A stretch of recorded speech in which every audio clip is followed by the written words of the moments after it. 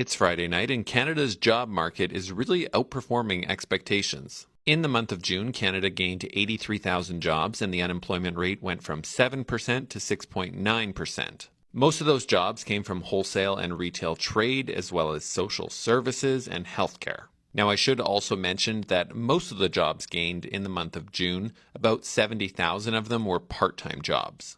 But this is the first time since January we have seen the unemployment rate go down in Canada. Canada just exported its first shipment of liquefied natural gas. This is why you should care. LNG Canada just began operations last week. It's a project led by Shell. It's been under construction for more than 5 years. It will transform Canada into a supplier of LNG. The project is on Canada's west coast.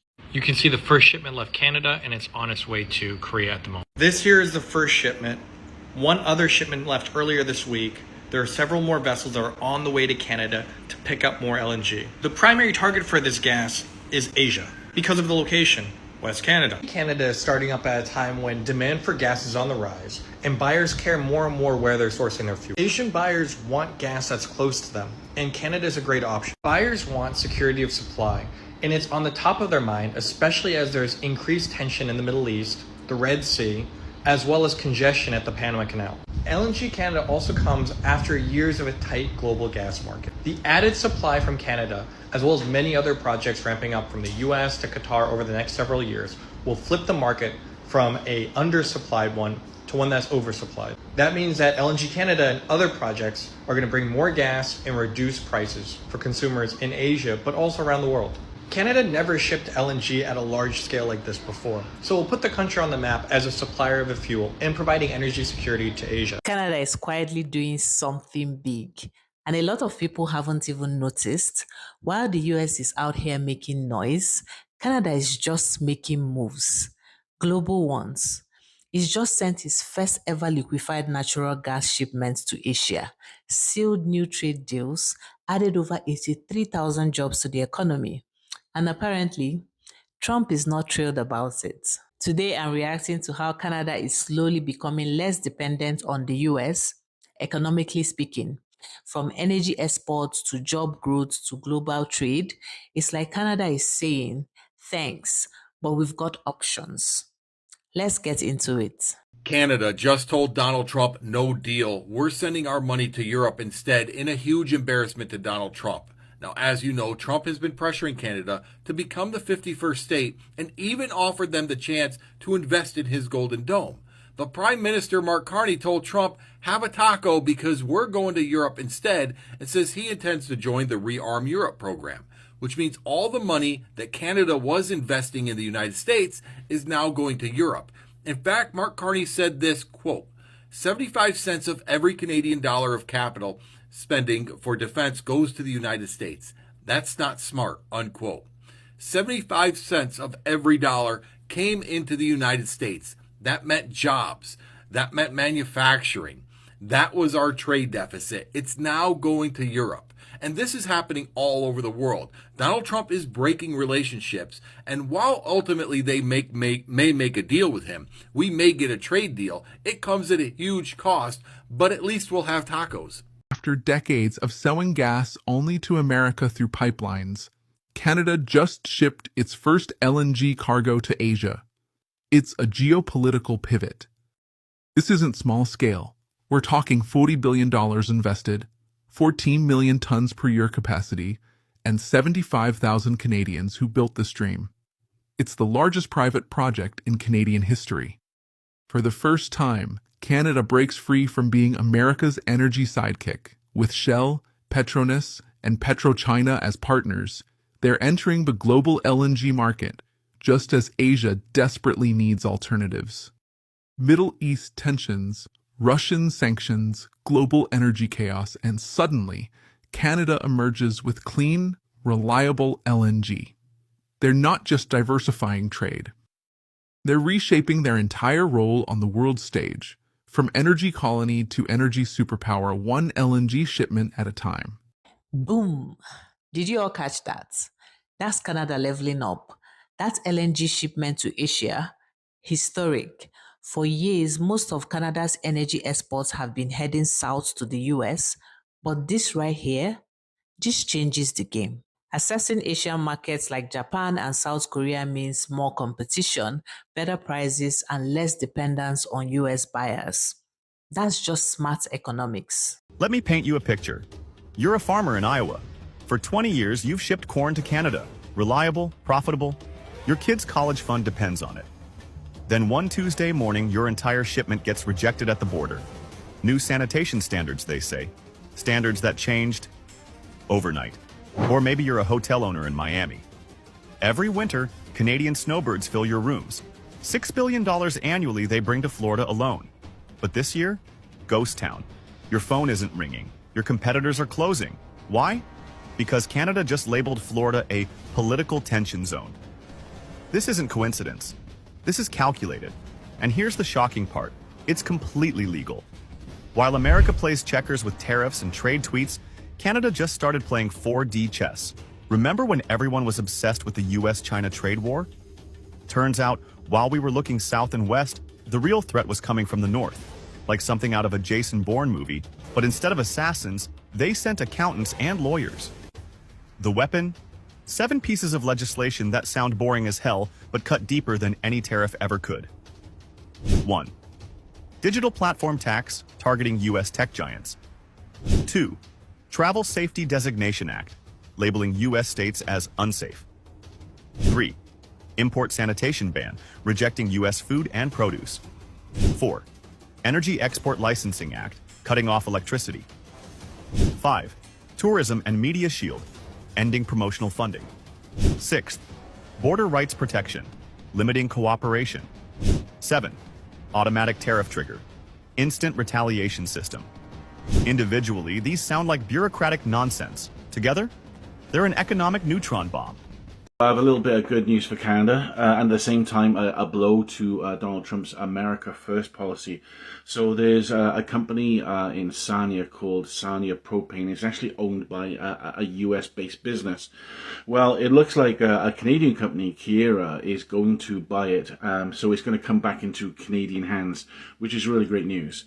There's a little bit of a blow there and a little bit of a twist, and I need to share this with you. Not only is Keyera buying Sarnia Propane, but Keyera is also buying several assets and businesses in Texas, especially around the Houston area.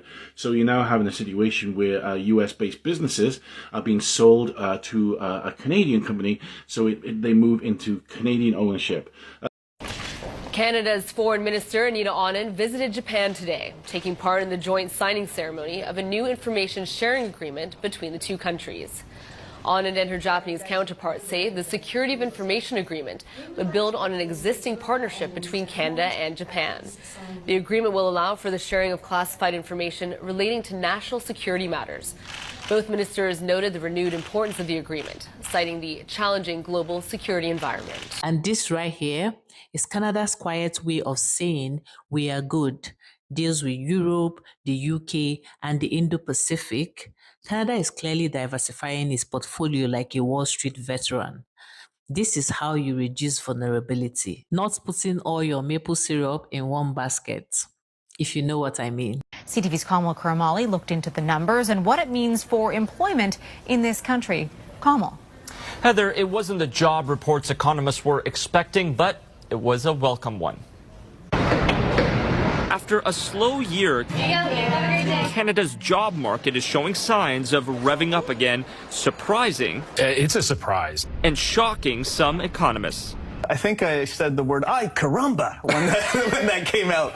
Canada's unemployment rate dropped 0.1% to 6.9% in June. The employment rate rose 0.4%, adding 83,000 jobs, but roughly 70,000 of those are part-time, with growth largely in the wholesale and retail and healthcare and social services sector.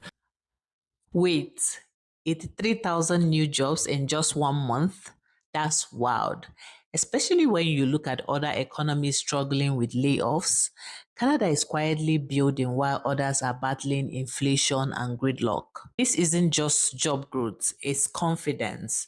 It shows that the economy is doing more than just surviving. It has been a very difficult country to deal with over the years.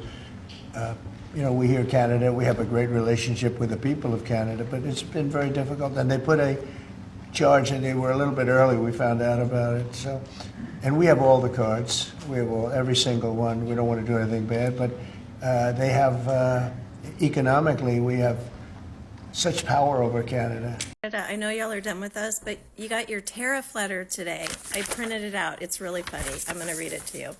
Dear Mr. Canada, just kidding, dear Mr. Prime Minister, it's a great honor to send you this letter. It demonstrates the strength and commitment of our trading relationship and the fact that we have agreed to continue working with you despite Canada having financially retaliated against the United States.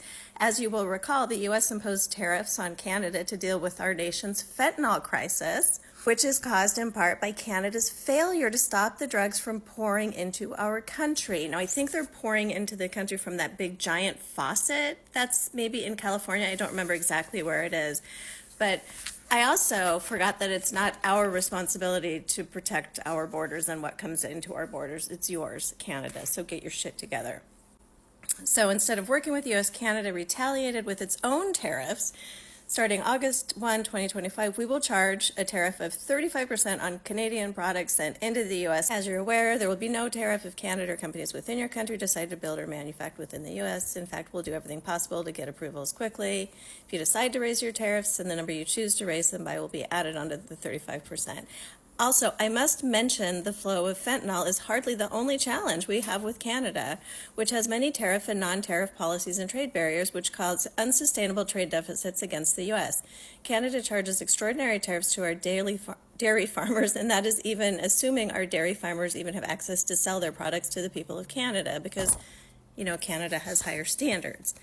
The trade deficit is a major threat to our economy and indeed our national security. Do you care? Do you care? If Canada works with me to stop the flow of fentanyl, we will perhaps consider an adjustment to this letter. These tariffs will be modified upward or downward depending on our relationship with your country. You will never be disappointed with the United States of America. Thank you for your attention to this matter. With best wishes, I am sincerely Donald Trump, President of the United States, and his signature is auto-penned. There it is, the maple meltdown. Trump's been throwing shade at Canada for months now. First it was dairy, then it was trade, then tariffs.